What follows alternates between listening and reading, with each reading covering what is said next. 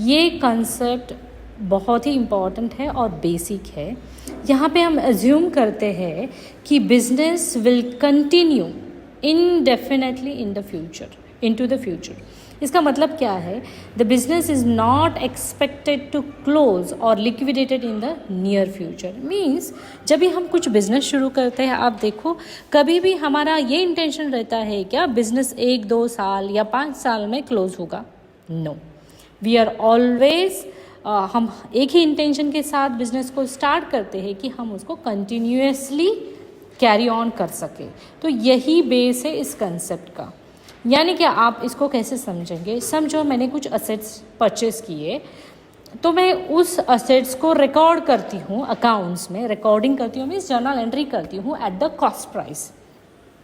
मैं कभी भी उसका लिक्विडेशन वैल्यू और रियलाइजेशन वैल्यू और रीसेल वैल्यू, इस वैल्यू पे भी कभी भी उसको रिकॉर्ड नहीं कर सकती, क्योंकि यहाँ पे अप्लाई होता है गोइंग कंसर्न कंसेप्ट कि मैं बिजनेस चलाते रहूँगी। I don't have the intention to close that business. वैसे ही डेप्रिसिएशन हम चार्ज करते हैं ओवर द यूजफुल लाइफ। वैसे ही if the business is closing the concept does not apply. इसीलिए गोइंग कंसर्न कंसेप्ट ये एज्यूम किया जाता है कि ये एज्यूम किया जाता है अकाउंटिंग में कि going concern concept is should be applied और should be used in each and every business.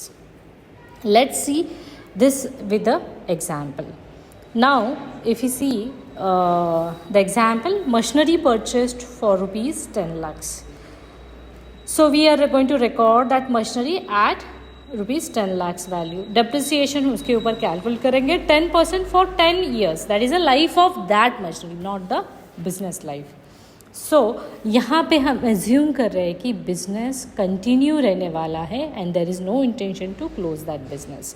अभी सेकंड इसमें आप देख सकते हैं रेड सेक्शन में, if the business is liquidating means बंद हो रहा है, तो यहाँ पे हम रिकॉर्डेड जो मशीनरी परचेस किया है वो रिकॉर्ड कहाँ कैसे होगा? स्क्रैप और the market value, that is rupees 3 lakhs only.